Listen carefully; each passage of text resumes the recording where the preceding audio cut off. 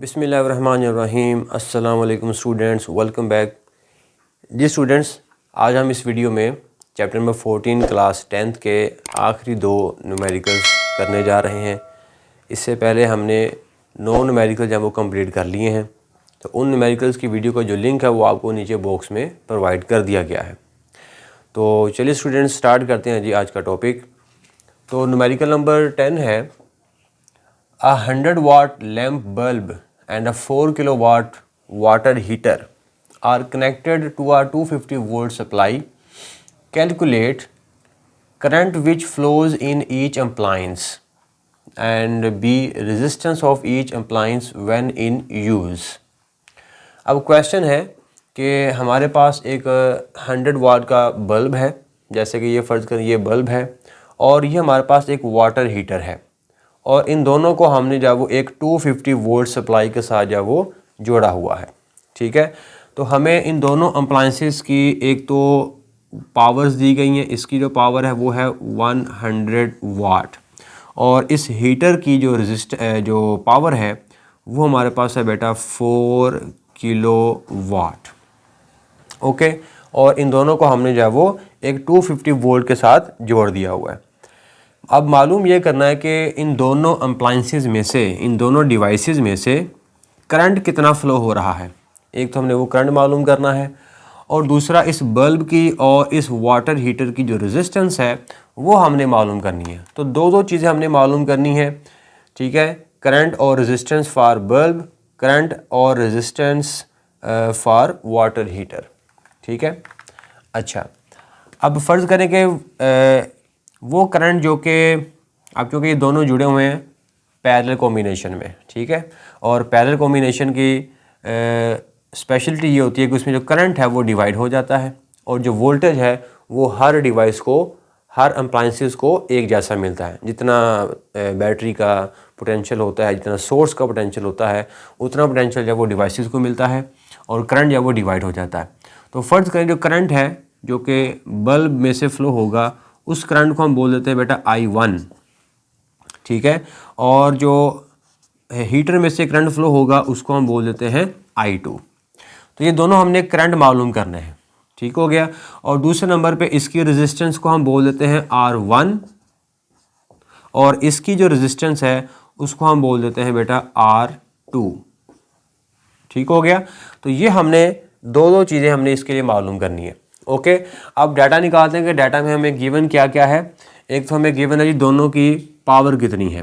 ठीक है, बल्ब की जो पावर है वो हम जानते हैं, वो है जी पावर इज इक्वल्स टू 100 वाट, और बल्ब की पावर को हम बोल देते हैं P1। इसकी पावर P1 है, और इसकी जो पावर है वो हमारे पास P2 है। तो इसलिए मैं इसके नीचे मैं लिख देता हूँ P1, पावर ऑफ बल्ब।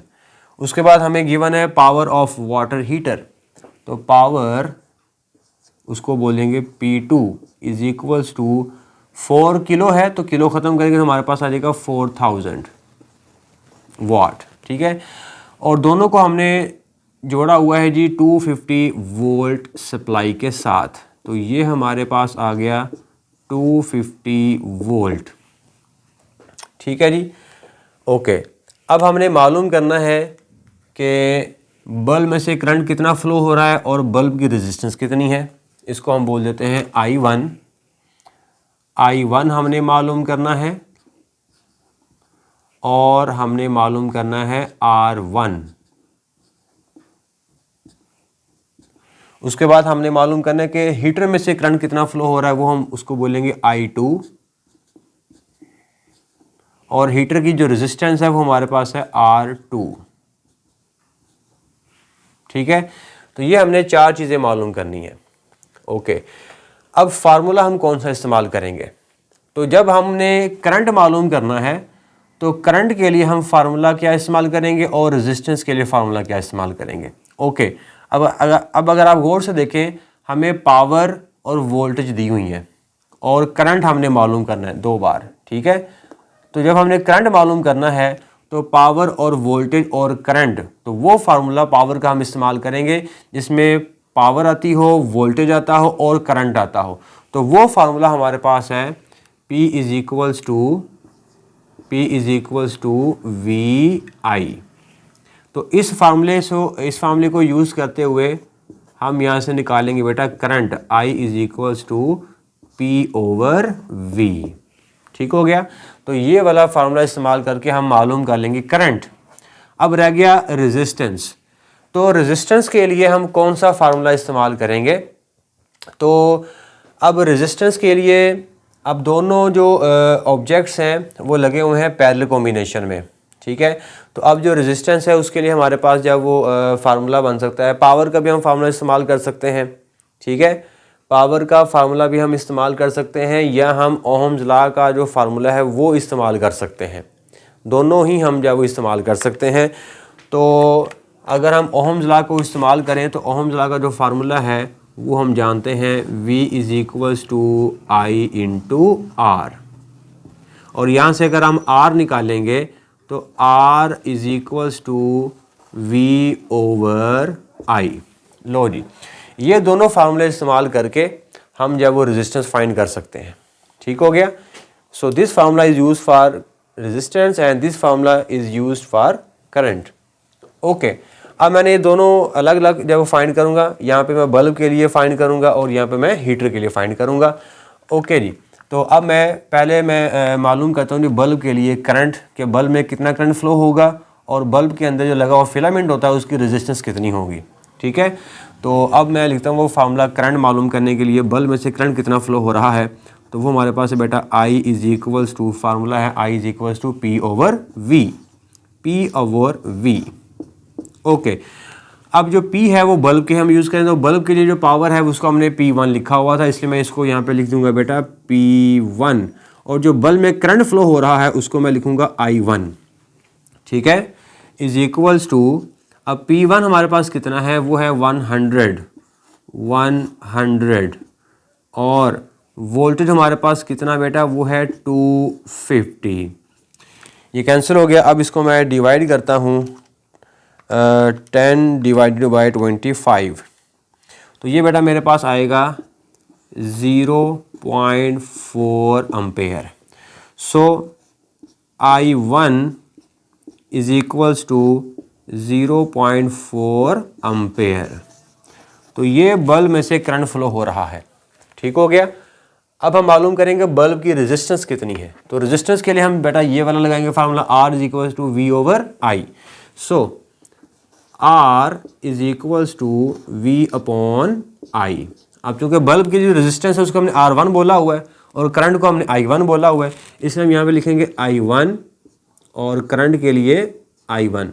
ठीक है, तो V जो है वो तो सेम रहेगा क्योंकि कॉम्बिनेशन कैसा है, पैरेलल। तो पैरेलल कॉम्बिनेशन के अंदर जो वोल्टेज होता है वो सेम रहता है, इसलिए हम V के नीचे 1 2 3 नहीं लिखेंगे। ओके, अब जो हमारे पास है वोल्टेज वो हमारे पास कितनी है बेटा 250, इसमें वैल्यूज पुट कर रहा हूँ मैं। तो I1 किसके बराबर, अभी हमने निकाला I1 है 0.4, तो I is equals to 0.4। Okay, इसको डिवाइड करता हूँ मैं, 250 डिवाइडेड बाई 0.4, तो ये हमारे पास आ जाएगा बेटा 625। सो R1 इज इक्वल्स टू 625 और ओहम इसका यूनिट। तो ये बेटा आगे हमारे पास रेजिस्टेंस ऑफ द बल्ब। तो ये बल्ब के लिए सारी कैलकुलेशन हो गई। अब हम मालूम करेंगे हीटर के लिए। तो हीटर के लिए जो करंट मालूम करेंगे और रेजिस्टेंस मालूम करेंगे, अगेन यही फार्मूला। तो करंट पहले मालूम करते हैं। तो current is equals to P over V। तो जो हीटर है उसके लिए हमने पावर को P2 बोला है और जो करंट फ्लो हो रहा है उसमें से वो है I2। ओके जी, अब इसमें वैल्यूज पुट करते हैं। तो जो हीटर उसकी जो पावर है वो है 4000 डिवाइडेड बाय वोल्टेज हमारे पास है 250। ये 0 से कैंसिल हो गया। अब हम इसको डिवाइड करते हैं 400 डिवाइडेड बाय 25। तो ये बेटा आएगा 16 ampere. So I2 is equals to 16 ampere. तो ये हमारे पास करंट आ गया जो कि हीटर में से फ्लो हो रहा है। अब हम मालूम करेंगे रेजिस्टेंस कितनी है। तो रेजिस्टेंस के लिए again Ohm's law, R is equals to V over I। जो करंट है वो I2 है, जो रेजिस्टेंस है वो R2 है, वोल्टेज सेम रहेगा। वोल्टेज हमारे पास है जी 250 डिवाइडेड बाय करंट कितना अभी हमने निकाला 16 एम्पेयर। तो एक बार आप इन दोनों को डिवाइड करते हैं तो 250 डिवाइडेड बाय 16, तो ये हमारे पास बेटा आएगा R2 is equals to 15.625 ohm. लो जी, ये आ गई हमारे पास resistance of the water heater. जी स्टूडेंट्स, तो न्यूमेरिकल करते हैं जी, जो कि लास्ट न्यूमेरिकल है इस चैप्टर का, और स्टेटमेंट है इसकी, a resistor of resistance 5.6 ohm is connected across a battery of 3 volt by means of wire of negligible resistance. A current of 0.5 ampere passes through the resistor. Calculate power dissipated in a resistor. Number B है total power produced by the battery, और सी है जी give the reason of difference between two quantities.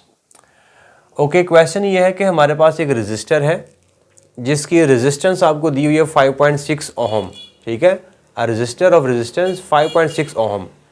अब इस resistor को हमने जोड़ा हुआ है एक अदद बैटरी के साथ, ठीक है, और जिसका पोटेंशियल है जब वो 3 वोल्ट का है। और जब हम इस 3 वोल्ट बैटरी के साथ इस रेजिस्टर को जोड़ते हैं तो इसमें से जो करंट फ्लो हो रहा है वो कितना फ्लो हो रहा है, वो है 0.5 एम्पेयर करंट पास हो रहा है। ठीक हो गया। अब मालूम ये करना है कि पहली चीज़ कि इस रेजिस्टर के अक्रॉस जब करंट पास करता है, इसमें से जब करंट पास करता है तो इसमें यहाँ पर कितना पावर डेसिपेट हो रहा है, कितनी पावर ये रेजिस्टर खर्च कर रही है, वो हमने पावर मालूम करनी है, power dissipated across the resistor. और दूसरी चीज़ हमने मालूम करनी है कि ये जो बैटरी है ये टोटल कितनी पावर प्रोड्यूस कर रही है उस रेजिस्टर को, उस सर्किट को, ठीक है, कि ये टोटल पावर कितनी बना के दे रही है उसको, और इसको कितनी पावर मिल रही है, इसके अक्रॉस कितनी पावर डेसिपेट हो रही है, वो पावर हमको मालूम करनी है। मतलब 2 तरह की पावर हमने मालूम करनी है, ठीक है। और जब हम ये दोनों पावर्स मालूम कर लेंगे तो फिर हम देखेंगे इनमें कोई डिफरेंस तो नहीं है। अगर डिफरेंस है तो वो फिर डिफरेंस किस चीज़ को जब वो रिप्रेजेंट कर रहा है। ठीक हो गया। ओके, तो अब हम डाटा निकालते हैं। तो डाटा में हमें तो एक तो गिवन है जी रेजिस्टर की जो रेजिस्टेंस है वो हमें गिवन है 5.6 ओहम। तो गिवन डाटा में मैं पहले लिखता हूँ जो रेजिस्टेंस हमारे पास बेटा है 5.6 ओहम, और इस रेजिस्टर में से जो करंट फ्लो हो रहा है वो करंट हमें दिया हुआ है कितना है जी, a current of 0.5 ampere passes through the resistor. 0.5 ampere का करंट फ्लो हो रहा है, I is equals to 0.5 ampere. Okay, उसके बाद हमें क्या दिया हुआ है, उस बैटरी की पोटेंशियल, उस बैटरी का वोल्टेज हमें प्रोवाइड किया गया है कि बैटरी हमने कितने वोल्ट की लगाई हुई है, वो हमारे पास है जी 3 वोल्ट्स। ओके, अब हमने 2 तरह की पावर मालूम करनी है। एक तो पावर डेसिपेटेड, इसको मैं यहाँ पे लिख देता हूँ पावर डेसिपेटेड, इसको मैं बोलता हूँ P1, ये हमने मालूम करना है। दूसरी पावर हमने मालूम करनी है कि बैटरी टोटल कितनी पावर बना के दे रही है, टोटल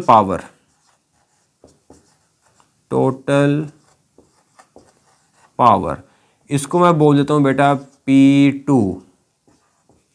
ठीक हो गया। ओके, अब जो पावर डेसिपेटेड है और जो टोटल पावर है, इसके फार्मूले क्या होंगे। जो टोटल पावर होती है ना, वो याद रखिएगा कि किसी भी सर्किट के क्रॉस जो बैटरी है वो टोटल कितनी पावर बना के देती है उस सर्किट को, उसको हम मालूम कर सकते हैं इस फार्मूले की मदद से। P is equals to IV या P is equals to VI। ठीक है, the total power produced by a source of current, कि करंट का जो सोर्स है यानी कि बैटरी जो है वो कितनी पावर बना के दे रही है सर्किट को, ये आपने अगर मालूम करनी है तो हम इस फार्मूले से मालूम करेंगे, ये याद रख लें।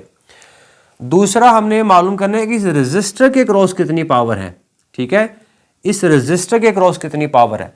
अब ये जो रजिस्टर है इस बैटरी के साथ जुड़ा हुआ है सीरीज कॉम्बिनेशन में, ठीक है। तो सीरीज कॉम्बिनेशन में जब हमने पावर मालूम करनी है तो ये याद रख लें कि सीरीज कॉम्बिनेशन के लिए जो पावर का जो फार्मूला होता है वो होता है P = I²R, ठीक है, ये बात याद रख लें।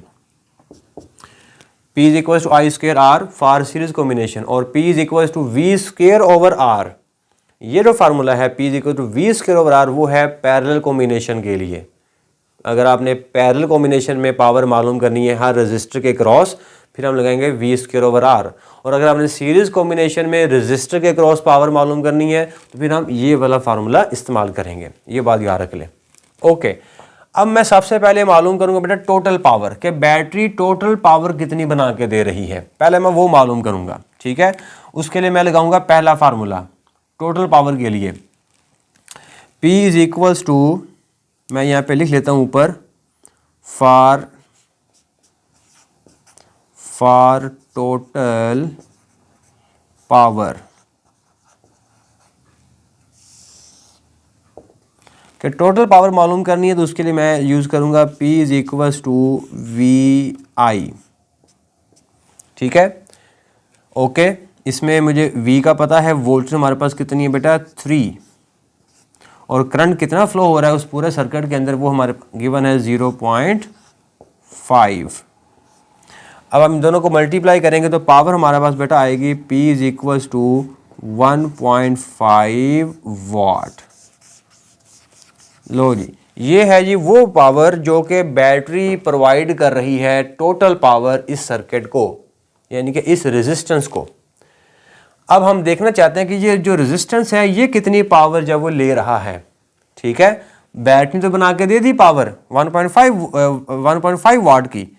अब हमने देखना ये है कि इस रेजिस्टर के क्रॉस कितनी पावर पहुंच रही है, ये कितनी पावर डेसिपेट कर रहा है, ठीक है। तो मैं इसको यहाँ पे लिख देता हूँ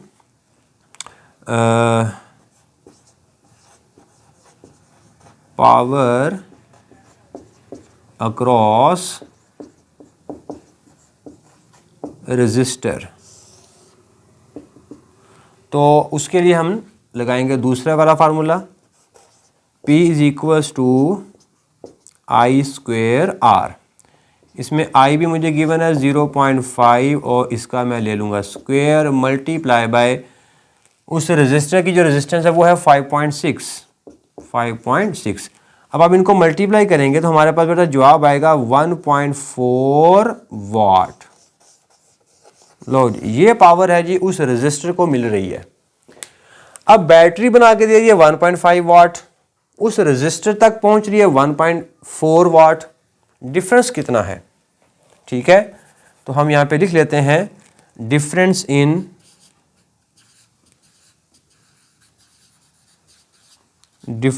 इन पावर, वो हमारे पास कितना है 1.5 माइनस 1.4। तो ये जो डिफरेंस आएगा हमारे पास कितना आएगा 0.1। अब ये 0.1 है, ये कितना, ये कहाँ पे जा रहा है। अगर बैटरी 1.5 वाट पावर बना रही है और रेजिस्टर को मिल रही है 1.4 वाट, तो 0.1 कहाँ जा रही है, ठीक है। यही उसका तीसरा उसने पार्ट पूछा था कि give the reason of difference between two quantities. Difference between two quantities 1.5 1.4, इसमें डिफरेंस कितना है 0.1 वाट का। ये डिफरेंस क्यों आ रहा है, ये डिफरेंस हमने मालूम करना है। अब ये डिफरेंस हम कैसे देखेंगे, तो चूंकि देखें इस सर्किट के अंदर एक तो लगा हुआ है रेजिस्टर और एक लगी हुई है बैटरी, इन दोनों के अलावा और कोई भी ऐसा कंपोनेंट नहीं है, कोई भी ऐसी डिवाइस नहीं लगी हुई है जहाँ पे जो पावर है वो डेसिपेट हो, ठीक है। तो अगर हम बैटरी को देखें तो जब चार्जेस इस बैटरी में से फ्लो करते हैं, ठीक है, तो उन चार्जेस को बैटरी के अंदर से फ्लो होने के लिए कुछ रेजिस्टेंस का सामना करना पड़ता है। एक तो रेजिस्टेंस है वो चार्जेस को जो कि सर्किट के बाहर है, ठीक है, ये वाली रेजिस्टर है। जब चार्जेस जब वो यहाँ से गुजरते हैं तो कुछ एनर्जी वो यहाँ पे डेसिपेट करते हैं, कुछ पावर वो यहाँ पे डेसिपेट करते हैं इस रेजिस्टर के क्रॉस, ठीक है। लेकिन कुछ एनर्जी जो है, कुछ पावर जो है, कुछ एनर्जी जो है वो इस बैटरी के अंदर से फ्लो होते वक्त चार्जेस को एनर्जी डेसिपेट करना पड़ती है। ठीक है, ये ऐसी है जैसे फॉर एग्जांपल अगर आप पानी में से ऐसे हाथ को ऐसे मूव करवाएंगे, तो जब आप पानी में से हाथ को मूव करवाएंगे तो पानी आपके हाथ के ऊपर एक फोर्स लगाएगा, यानी कि आपका हाथ मूव कर रहा है लेकिन एक अपोजिंग फोर्स की मौजूदगी में, एक रेजिस्टिव फोर्स की मौजूदगी में। इसी तरह जब चार्जेस बैटरी में से पास करते हैं तो बैटरी के अंदर उनको एक थोड़ी सी रेजिस्टेंस का सामना करना पड़ता है। वो रेजिस्टेंस उस कहलाती है internal resistance of the battery. ठीक है, तो अब चूंकि जहां पे भी रेजिस्टेंस होगी वहां पे पावर का डेसिपेशन होगा, वहां पे एनर्जी का डेसिपेशन होगा। ठीक हो गया। तो एक तो पावर, एक तो रेजिस्टेंस हमारे पास सर्किट के अंदर लगी हुई है, ये वाली 5.6 ओम की, तो इसके क्रॉस जो पावर है वो 1.4 वाट की डेसिपेट हो रही है। दूसरी जो रेजिस्टेंस है वो है इस बैटरी के अंदर छुपी हुई है, जिसको बोलेंगे इंटरनल रेजिस्टेंस। तो ये जो डिफरेंस आ रहा है ना बेटा 0.1 वाट का, ये इस बैटरी के अंदर मौजूद इंटरनल रेजिस्टेंस की वजह से आ रहा है कि जब चार्जेस यहां से गुजरते हैं तो उन चार्जेस को यहां से गुजरते वक्त कुछ रेजिस्टेंस का सामना करना पड़ता है, internal resistance of the battery का सामना करना पड़ता है। तो जब वो इसका सामना करना पड़ता है तो कुछ एनर्जी जो है वो इस बैटरी में से बाहर आते आते वो खर्च कर देते हैं बैटरी में ही। तो कुछ पावर का डेसिपेशन जो है वो बैटरी के अंदर ही हो जाता है। ठीक है, तो ये वाला जो डिफरेंस है ये उसी इंटरनल रेजिस्टेंस की वजह से आ रहा होता है।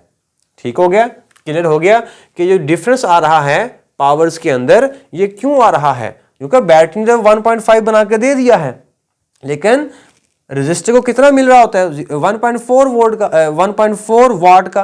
तो ये 0.1 वाट कहां पे खर्च हो रहा है, कहां पे जाया हो रहा है, तो आंसर है internal resistance of the battery पे खर्च हो रहा है। बैटरी के अंदर कुछ पावर डेसिपेट हो रही है इतनी। तो हम यहां पे लिखेंगे कि ये जो पावर का डिफरेंस आ रहा है ये क्यों आ रहा है, वो हम यहां पे मेंशन करेंगे। यहां पे सी पार्ट बना के लिखेंगे कि some power is lost due to internal resistance of battery.